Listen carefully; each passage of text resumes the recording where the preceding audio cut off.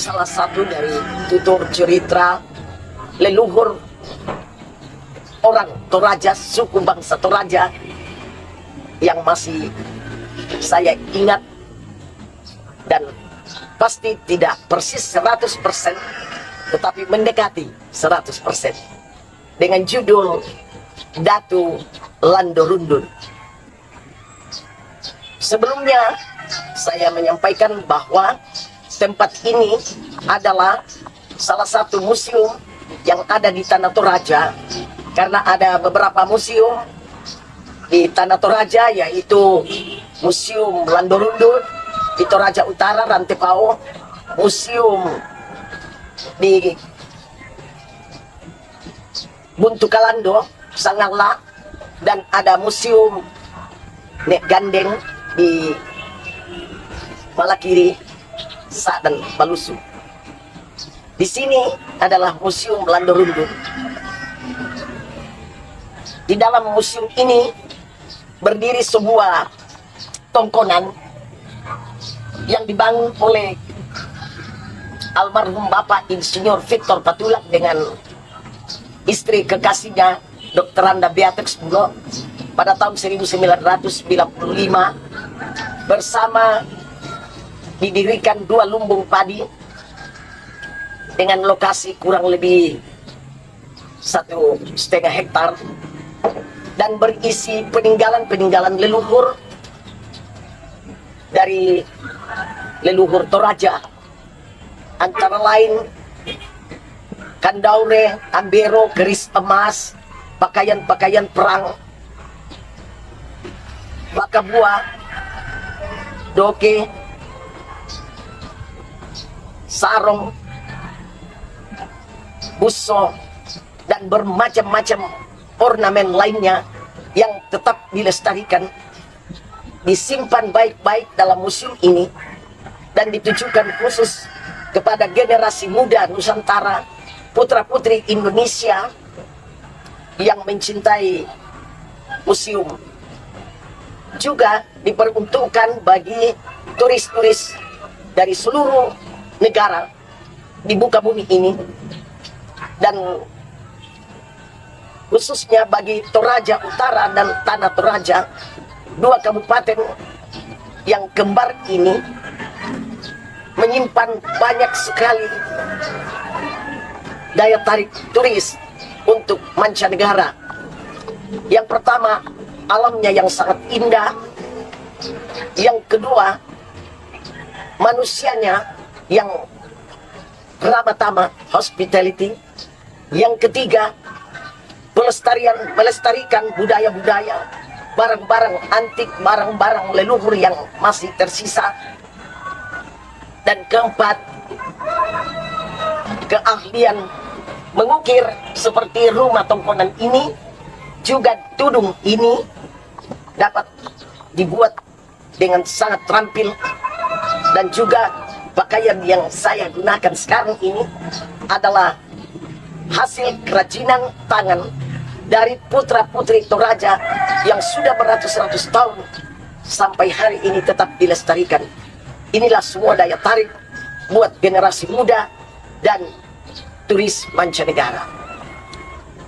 Museum ini diresmikan pada tahun 97 oleh Bupati Kepala Daerah Tanah Toraja waktu itu, Bapak Tarsis Kodrat, dan sampai hari ini tetap eksis, banyak diminati oleh para turis dan teristimewa generasi muda dari SD, SMP, SMA, dan mahasiswa, juga peneliti-peneliti dari Nusantara ini atau dari luar negeri yang bersedia atau berminat atau menjadi pemerhati budaya untuk ditulis di dalam buku mereka apabila mereka berkeinginan. Bapak Ibu pirsawan yang saya hormati, saya akan mulai dengan mengapa, bagaimana, siapa, dan museum ini diberi nama Museum Landorundun. Landorundun adalah seorang putri bangsawan dari Tanah Toraja dan Toraja Utara yang berasal dari Gunung Sesian yang menjulang tinggi di sebelah barat dengan ketinggian 2000 meter dari permukaan laut. Gunung Sesian ini sangat antik dan tidak mengandung sesuatu bencana, jadi tidak usah dikhawatirkan karena di sana ratusan ribu rakyat berdomisili dan mereka sebagian besar persentasenya 80 sampai 90% adalah petani. Hasil dari Gunung Sesian ini adalah kopi Arabica Toraja dan menyimpan banyak seniman-seniman yang dapat melestarikan budaya leluhur, termasuk membuat rumah tongkonan, lumbung padi, dan juga semua barang-barang kerajinan yang dapat digunakan oleh setiap insan di dunia ini, antara lain sarung, baka, rumah-rumah Toraja yang mini yang dapat dibawa ke luar negeri dengan kemasan yang sangat cantik dan indah. Pirsawan yang saya kasihi dan muliakan,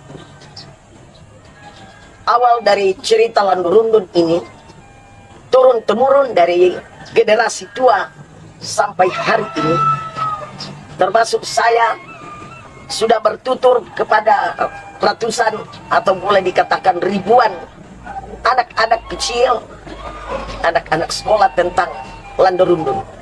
Datu Landurundun adalah seorang putri kelahiran di Gunung Sesian dan sampai hari ini desanya masih eksis, namanya Desa Landurundun. Rumah tongkonan Landurundun juga setiap 60-70 tahun diperbaharui bersama lumbung padinya. Dan juga sumur dari Datu Landurundun di mana dia tempat mandi setiap pagi itu juga masih dilestarikan. Jadi dijadikan satu objek wisata yang sangat menarik.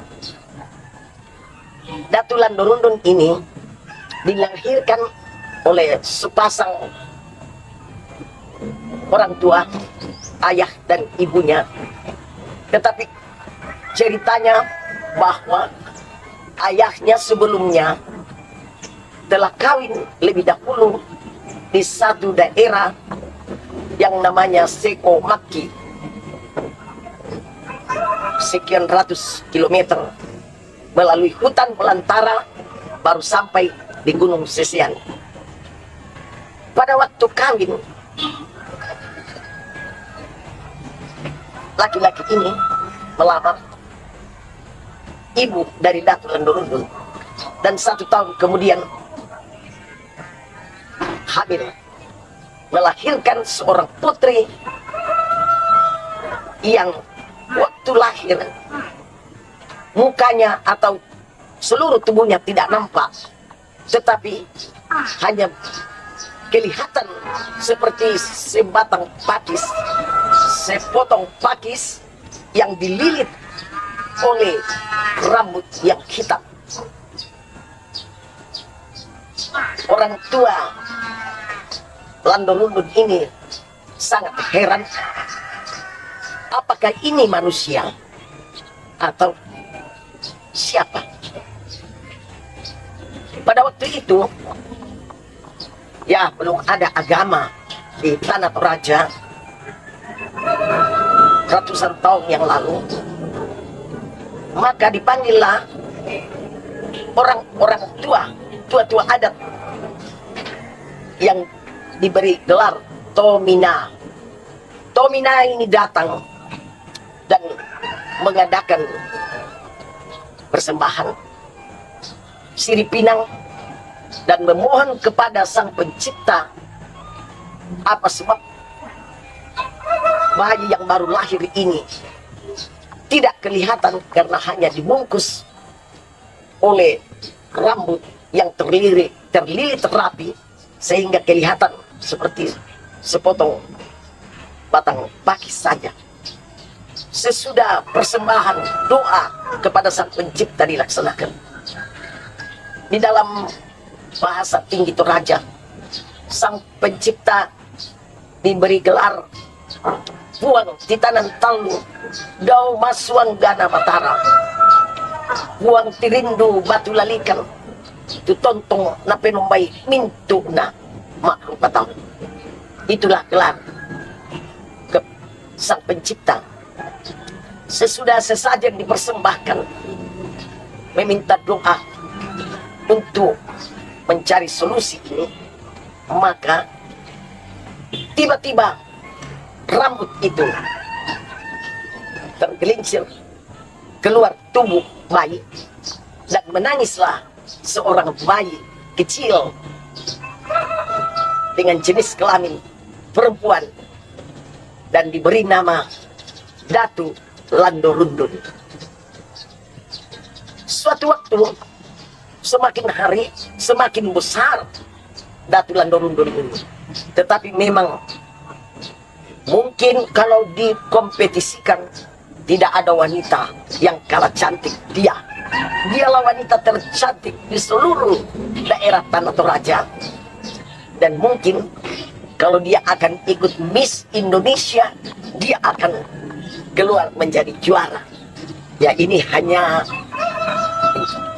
komentar sedikit. Waktu Landorundun semakin dewasa,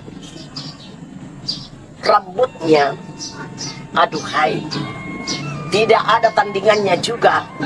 Karena di dalam bahasa Toraja, diukur rambut dari Landorundun itu sangat puluh pit, ukurannya adalah sangat puluh pitu dak panah talu ratu dan kananda 17 depa tambah 300 jengkal.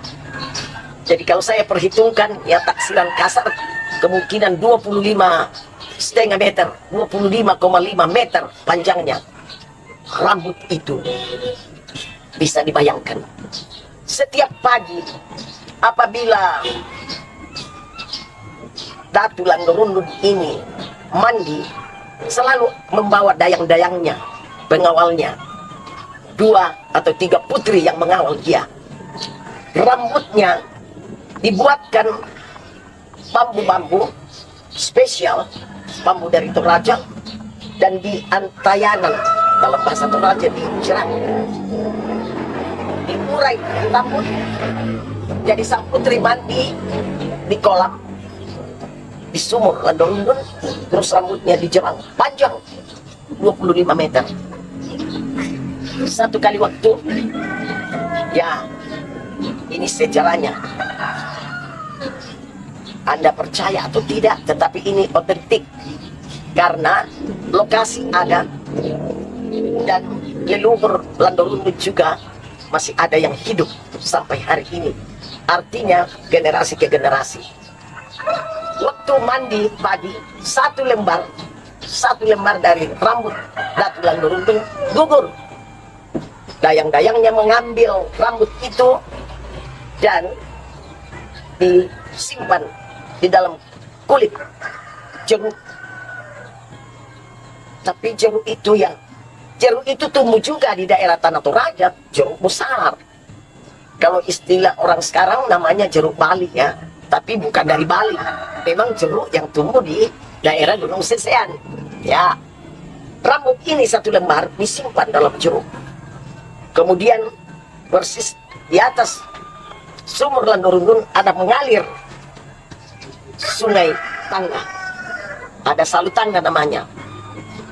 Dibuanglah rambut itu ke sungai dan terbawa sampai di daerah Balango di Rantepao. Otentik juga ada lokasi di sana. Jeruk yang ada di dalamnya rambut itu masuk dari aliran sungai Tangga ke sungai Sadan. Sungai Sadan mengalir dari Tanah Toraja sampai di Teluk Bone, sampai ke Pindrang, sampai ke daerah Teluk Bone. Masuklah jeruk itu mengalir di Teluk Bone, dan putra Raja Bone yang bernama Datu Bendurana turun juga mandi dari istana yang dikawal oleh para pengawalnya, dayang-dayangnya. Saat itu putra raja ini melihat ada apa di dalam pusaran air di depan istana, dekat istana. Waktu turun mandi, diperintahkanlah oleh putra Raja Bone itu kepada dayang-dayangnya untuk mengambil apa gerangan yang dalam pusaran itu. Maka terjunlah bergiliran dayang-dayang dari putra Raja Bone itu, dan ternyata mereka tidak sanggup untuk mengambil jeruk yang berisi sehelai rambut Datu Landorundung. Apabila mereka masuk, keluar dengan mata buta sebelah. Masuk lagi yang kedua, keluar lumpuh lagi kakinya. Jadi semua cacat. Berarti tidak sanggup mengambil. Karena sangat penasaran, maka Datu Bendurana terjun sendiri dan dapat mengambil jeruk itu. Kulit jeruk itu yang berisi rambut sehelai dari Datu Landorundung dibawa ke Istana Bone, dan dikumpullah tua-tua adat di sana untuk meneliti dan membicarakan siapa, satu pertanyaan saja, siapa yang memiliki rambut ini. Dan pasti orang yang memiliki rambut ini orang yang paling istimewa yang hidup di dunia ini. Hidup dari mana berasalnya rambut ini. Maka bermusyawarahlah Raja Bone dengan prajurit-prajuritnya. Maka diutuslah putranya sendiri yang memimpin pasukannya untuk mencari siapa gerangan yang memiliki rambut yang indah itu. Buktinya ada batu model kapal di Malango, di TT Malango. Sekarang penginterview boleh lihat batunya dan boleh ambil kameranya. Juga ada perahu-perahu kecil sebagai pengawal. Dan ceritanya berlanjut sampai di daerah Malango, disusul Sungai Saadam ke utara, ke tengah-tengah pedalaman, dan sampai di daerah Malango. Menjadi batu di sana kapalnya. Dan sampai hari ini ada sebagai bukti. Yang kedua, terus tidak putus, putra Raja Bone menyusul ke pedalaman dan sampai di Gunung Sesean.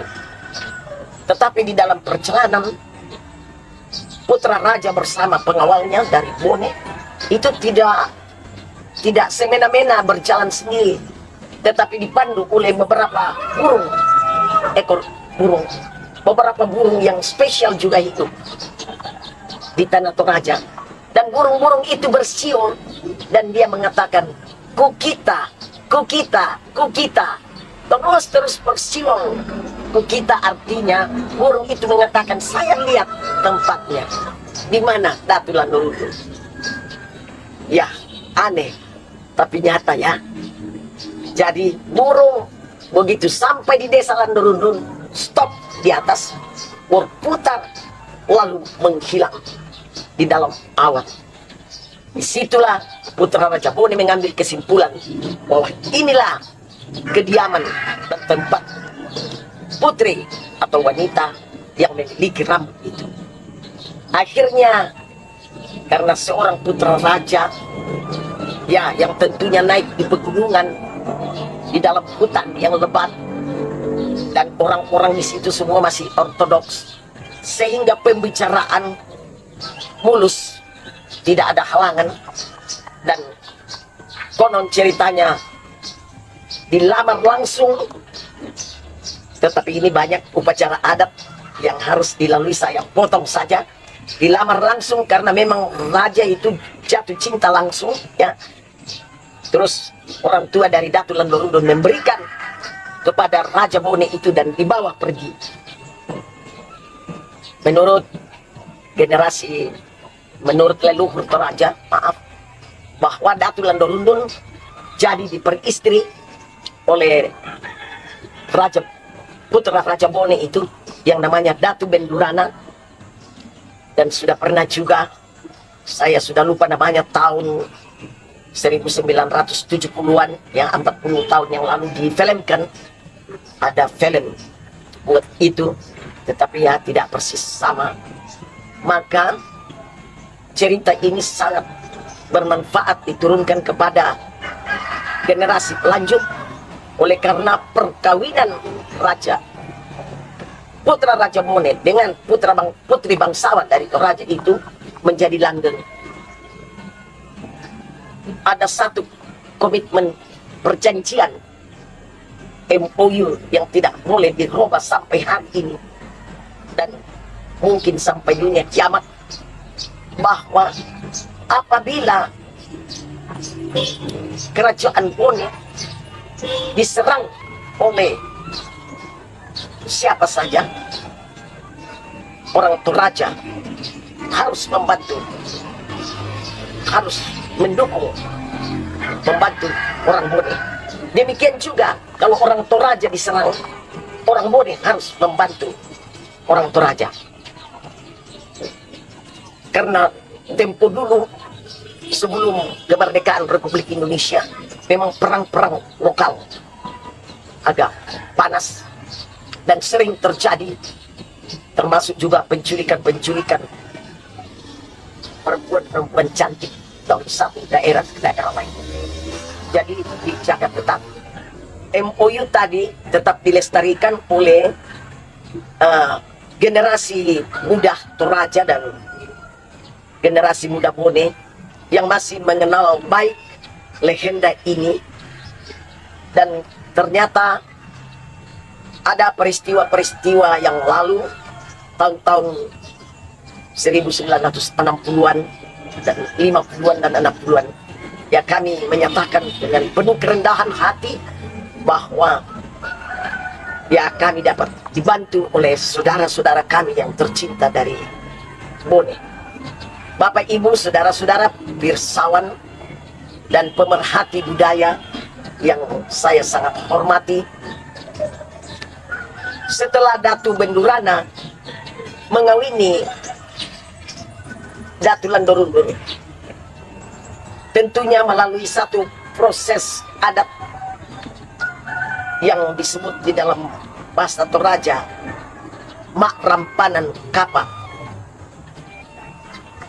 memenuhi adat istiadat leluhur Toraja dengan beberapa persyaratan, dan terjadilah perkawinan yang sakral itu. Datu Landorundun diboyong oleh Datu Bendurana ke daerah Sulawesi Selatan, dan ceritanya bahwa Datu Landorundun mangkat dan dimakamkan di Kerajaan Goa, Makassar, dan itu ada di daerah Dayak, kilometer 13 dari ujung Pandang. Ceritanya, apabila ada hewan-hewan piaraan sampai hari ini, termasuk kerbau misalnya atau ayam, dan dipelihara, maka kerbau dan ayam ini jago berkelahi dan selalu keluar menjadi pemenang. Tetapi itu hanya menjadi salah satu hiburan bagi yang meminati hiburan, tetapi tidak boleh disalahgunakan. Bapak Ibu yang kekasih, Desa Landorundun, di mana Datu Landorundun lahir, dibesarkan, masih lestari sampai hari ini di Kecamatan Sesean, dan hari ini dengan nama Desa Landorundun, kira-kira kurang lebih 20 km, ya 15 sampai 20 km dari kota Rantepao. Apabila ada peminat-peminat budaya ingin menyaksikan desa Landorundun dan sumur Landorundun yang masih ada, juga batu kapal yang sudah menjadi fosil di Sungai Sak dan di daerah Malango, Rantepao, ya bisa disaksikan dengan jelas. Itulah salah satu daya tarik untuk para turis dan para peminat budaya. Saya kira demikian penjelasan saya, ya tentunya tidak lengkap dan saya mohon dimaafkan. Terima kasih atas perhatian Bapak, Ibu, dan saudara-saudara.